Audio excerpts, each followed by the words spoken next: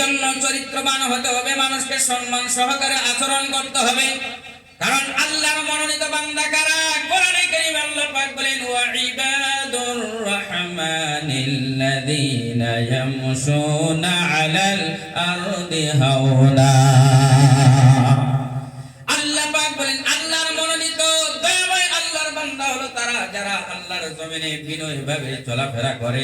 ওয়াইজা খাতাবাহুমুল জাহিলুনা ক্বালু সালামা। মূর্খ লোকেরা, জাহিল লোকেরা তাদেরকে খারাপ কথা তারা যখন সম্বোধন করে তারা বলে সালাম, অর্থাৎ শান্তি প্রিয়ভাবে তারা জবাব দেয়, কোনো লড়াই কোনো ঝগড়ায় লিপ্ত হয় না। নবীজিকে জিজ্ঞাসা করা হলো ইয়া রাসূলুল্লাহ, হাবিবাল্লাহ, কিয়ামতের দিন কোন আমলটি, কোন কাজটি বেশি পরিমাণের মানুষকে জাহান্নামে নিয়ে যাবে, জান্নাতে নিয়ে যাবে? আল্লাহর ভয় আর উত্তম চরিত্র সদাচরণ। 2 নম্বরে নবীজি এবার কোন কাজগুলা বেশি পরিমাণ মানুষকে জাহান্নামে নিয়ে যাবে? 1 নম্বরে বলে আলফাম, মানুষের মুখ।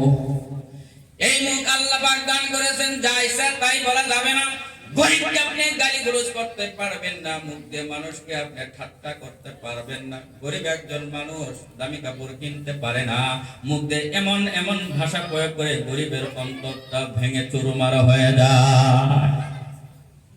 এই মুখটা কে দান করেছেন জোরে বলেন, সবাই বলেন। আল্লাহ পাক মুখ দিলেন, কিন্তু কিয়ামতের দিন তো মুখটা আল্লাহ পাক তালা মেরে দিবে। দুনিয়াতে কি করলেন? আপনার হাত আল্লাহর সাথে কথা বলবে, আপনার পা কিয়ামতের দিন আপনার আমল সম্পর্কে সাক্ষ্য প্রদান করবে। আমার কথা নয়, কোরআনে কারীম আল্লাহ পাক বলেন আল-ইয়াউমা নাখতিমু আলা আফওয়াহিহিম ওয়া তুকাল্লিমুনা আইদিহিম ওয়া তাশহাদু আরজুলুহুম বিমা কানু ইয়াকসিবুন।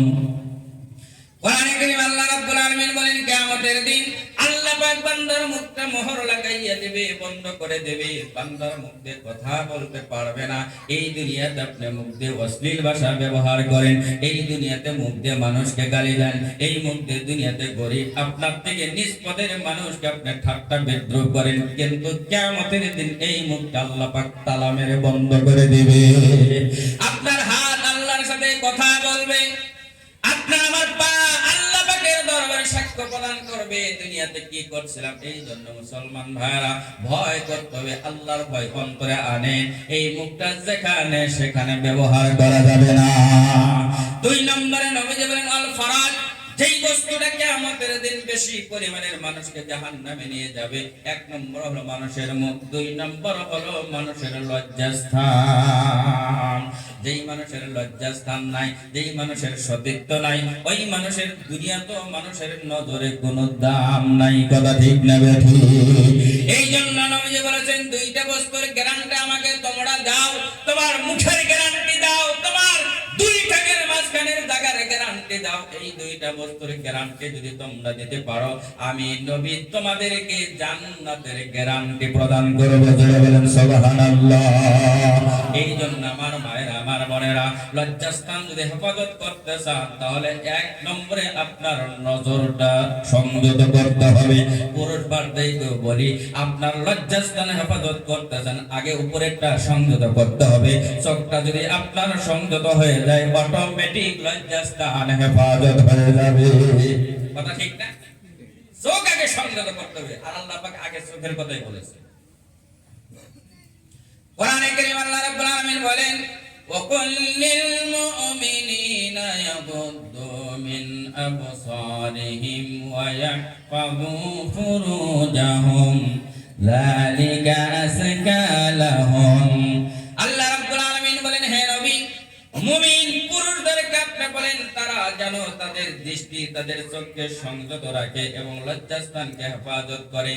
ও মুসলমান ভাইরা, আমার মায়েরা, এখানে কিন্তু 1 নম্বরে আল্লাহ পাক চোখকে সংযত করার কথা বলেছেন, তারপর লজ্জাস্থানের হেফাজতের কথা বলেছেন। তার দ্বারা বুঝতে হবে লজ্জাস্থান যদি হেফাজত করতে চান সবার আগে আমরা চোখকে হেফাজত করা লাগবে। আল্লাহ পাক মহিলাদেরকেও বলেন ওয়াকুল লিল মুমিনাতি ইয়াগুদুনা মিন আবসারিহিন ويحفظن فروجهن আল্লাহ রাব্বুল আলামিন বলেন, হে নবী, মহিলা ইমানদারদেরকে আপনি বলে দেন তারা যেন তাদের চোখকে সংযত রাখে, লজ্জাস্থানকে যাতে হেফাজত করে। এই জন্য আমার ভাইরা, আমার মায়েরা, দুইটা বস্তু হেফাজতে রাখবেন। এই দুইটা বস্তু যদি হেফাজতে রাখতে পারেন, কিয়ামতের দিন আল্লাহ পাক জান্নাতের রাস্তাটা আসান করে দিবেন। সুবহানাল্লাহ। বর্তমান সমাজ তো নষ্ট হয়ে গেল। যুবক যুবতীদেরকে বলি, মা বাবাকে পর্যন্ত সম্মান করে না, এমন একটা যুগ এসে গেছে। কথা ঠিক না বেঠিক? সন্তানকে যদি বলা হয়, যদি যুবকদেরকে বলা হয়, তোমার মা বাবাকে তুমি সালাম দাও, যুবকরা বলে, হুজুর, মা বাবাকে সালাম দিতে আমার লজ্জা লাগে। কথা ঠিক না বেঠিক? ও যুবক, তুমি তো জানো না তোমার মা বাবার সম্মান আল্লাহ পাকের দরবারে কত বেশি। তুমি মা বাবাকে সালাম দিতে লজ্জা লাগে, অথচ নবীজি বলেন, কোন সন্তান যদি একবার মহব্বতের নজরে মা বাবার দিকে তাকায়, আল্লাহ পাক ওই সন্তানের আমল নামায় একটা কবুল নফল হজের সব লিখে দেয়। ও যুবক যুবতী, কেমন করে মায়ের সাথে খারাপ আচরণ করো? তুমি অল্প চিন্তা করে দেখো, তুমি আর আমি যখন মায়ের পেটের ভিতরে ছিলাম, হাত দিয়ে কত আমরা ঘুষা মারতাম, পা দিয়ে লাথি মারতাম। সারাদিনের ক্ষুধার্ত মা রাতের বেলায় খেতে বসতো, হাত দিয়ে ঘুষা মেরে দিতাম, পা দিয়ে লাথি মেরে দিতাম। মায়ের স্বাভাবিক অবস্থা থাকতো না।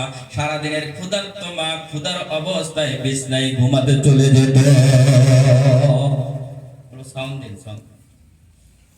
আজ ভাইয়েরা, মা আবার বিছনায় ঘুমাতে পারত না। মা যখন ঘুমাতে যেত, পেটের ভিতরে সন্তান হাত লড়ছড় করে লাথি মেরে দিত, পা লড়ছড় করে আবার হাত লড়ছড় করে ঘুষা মেরে দিত, পা লড়ছড় করে লাথি মেরে দিত। মা ঘুমাতে পারত না। শুধুমাত্র তাই নয়, আমরা যখন দুনিয়াতে আসছিলাম, ঠান্ডার দিন রাতের বেলায় বারবার পেশাব করতাম, বারবার পেশাব করতাম। এখন হয়তো হাগিজ আছে, উন্নত কাল। আগে হয়তো হাগিজ ছিল না, তেনা সেরা কাপড় ছাড়া আর কিছু ছিল না। কথা ঠিক না বেঠিক? পেশাব করতে করতে এক পর্যায়ে সমস্ত তেনা খেতা কাপড় সব শেষ, বিছনায় পেশাব করে দিতাম। তোমার আমার মা চিন্তা করত, আমার সন্তান, কলিজার টুকরা সন্তান যদি পেশাবে ঘুমায়া থাকে, তার জ্বর হয়ে যেতে পারে, তার সর্দি হয়ে যেতে পারে, তার কফ হয়ে যেতে পারে। এই জন্য মা বিছানায় পেশাবের উপরে ঘুমাতো, তোমাকে আমাকে নিজের বুকের উপরে আঁকড়াইয়া ধরে রাখতো। একজন যুবকের ঘটনা আমার মনে পড়ে গেল। হাঁটতে কাটতে একজন যুবক চলে গেছে বাড়িতে, মায়ের কাছে গিয়ে বলে, মা, মায়ের দাবি নাকি কেউ পূরণ করতে পারে না। আমি তোমার কাছে জানতে চাই, তুমি আমার জন্য যাই যাই করেছো, বলো কি কাজ করতে হবে, কি করলে সারা জীবনের দাবিটা তুমি মাফ করে দেবে? মা বলে, বাবা রে, সন্তান তো কোনোদিন মায়ের দাবি পূরণ করতে পারে না, সন্তান ছাড়ে না। মা বলে, পারবে না। মা এবার গুসা করে বলে, বাবা রে, বড় কিছুই করা লাগবে না, কালকে বাজারে গিয়ে সুন্দর একটা পাকা আম কিনে নিয়ে আসবো। মায়ের কথা মতো সন্তান বাজারে চলে গেছে। সন্তান মনে মনে ভাবে, নিশ্চয়ই মায়ের মনের ভিতরে আম খাওয়ার ইচ্ছা গেছে, আম নিলেই হয়তো মা মাফ করে দেবে। মার মন যেহেতুকে নরম, মনে মনে ভাবে, বাজারে গিয়ে একটা আম কিনে নাই, সারা বাজার ঘুরে ঘুরে ভালো ভালো কয়েক কেজি আম কিনে নিয়ে বাড়িতে চলে গেছে। মায়ের কাছে চলে গিয়ে ডাকতে বলে, মা, তুমি না একটা আমের কথা বলেছিলা, দেখো আমি তোমার সন্তান কতগুলো আম কিনে নিয়ে আসছি, তোমার মন মতো খেয়ে নাও, পছন্দ মতো নিয়ে নাও, আল্লাহর রাস্তে সারা জীবনের দাবিগুলা মাফ করে দাও। মা এবার ডাকতে বলে, বাবারে, আম তো আমি খাবারের জন্য আনতে বলি নাই। বলে, কেন বললা? বলে, এখন তো ঠান্ডার দিন, রাতে যখন তুমি বিছানায় ঘুমাবে, ল্যাপের তলে যখন তুমি ঘুমাবে, কম্বলের তলে যখন তুমি ঘুমাবে, একটা পাকা আম তোমার বুকের উষ্ণ জায়গায়, গরম জায়গায় নিয়ে ঘুমাবে। সারা রাত বুকের গরমে গরম করে সকাল বেলায় আমার হাতে তুমি তুলে দিও। মায়ের কথা মতো সন্তান এবার সুন্দর দেখে একটা পাকা আম নিয়ে রাতের বেলায় কম্বলের তলে যখন ঘুমাতে যাচ্ছে, বুকে নিয়ে ঘুমাচ্ছে। ঘুম যখন ধরে মানুষের তো হুঁশ থাকে না, জ্ঞান থাকে না, ঘুমের অবস্থায় কাজ পরিবর্তন হচ্ছে। কোন সময় বুক থেকে আম পিঠের তলে পরে ভর্তা হয়ে গেছে, টের পাই নাই। সকাল বেলায় যখন ঘুম থেকে উঠছে, সন্তান কম্বল সরায় দেখে যে আম বুকে নিয়ে ঘুমাইলাম, বুকে তো আর নাই, পিঠের তলে পরে অথবা হাতের তলে পরে, কোন জায়গায় শরীরের তলে পরে জনমের মতো ভর্তা হয়ে গেছে। ও মুসলমান ভাইরা, সন্তান এবার চোখের পানি নিয়ে মায়ের কাছে দৌড়ে চলে গেছে। মা, তোমার দাবি মনে হয় পূরণ করতে পারলাম না। মা ডাকতে বলে, বাবারে কি হয়েছে? সন্তান সব কিছু বললেন। মা, তোমার কথা মতো আমটা বুকে নিয়ে ঘুমাইলাম, কিন্তু ঘুমে ধরছে। ঘুমের অবস্থায় কোন সময় পিঠের তলে পরে চাশনি হয়ে গেছে, টের পাই নাই। মা এবার চোখের পানি ছেড়ে দিয়ে ডাকতে বলে, বাবা, একটা আম তুমি একটি রাত বুকে গরম করে মায়ের হাতে তুমি তুলে দিতে পারলা না। আমি অথচ 5-6 বছর পর্যন্ত বুকে নিয়ে তোমাকে লালন পালন করলাম। একদিনের জন্য তো তুমি তোমার মায়ের পিঠের তলে পরে চাশনি হয়ে গেল না। মুসলমান যুবক যুবতী, ওই মায়ের সাথে তুমি বেয়াদবি করো। বিশ্বনবী বলেছেন, মা বাবার অবাধ্য সন্তান কিয়ামতের দিন আল্লাহ পাকের জান্নাতে যেতে পারবে না। আর কিয়ামতের দিন আল্লাহর দয়া, আল্লাহর করুণার দৃষ্টি তাদের কপালে জুটবে না। তোমার বাবার সাথে তুমি বেয়াদবি করো। যে সমস্ত গরিব লোক আছে, রিকশা চালায়, গাড়ি চালায়, অন্য মানুষের বাড়িতে কাজ করে, সারাদিন কাম করে, 500-700 টাকা যা উপার্জন করে, সন্ধ্যায় কিন্তু মনের ভিতরে চাই একটা রসগোল্লা খাইতে পারলে ভালো হতো। কিন্তু বাবা খায় না। বাবার মনের ভিতরে চিন্তা, আমি যদি রসগোল্লা খাই আমার বাড়ির চুলাতে আগুন জ্বলবে না। বাবা কিন্তু চিন্তা করে, খালি হাতে কোনোদিন বাড়িতে যায় না। বাড়িতে ছেলেজার টুকরা মেয়ে সন্তান আছে, বাড়িতে কলিজার টুকরা সন্তান ছেলে আছে।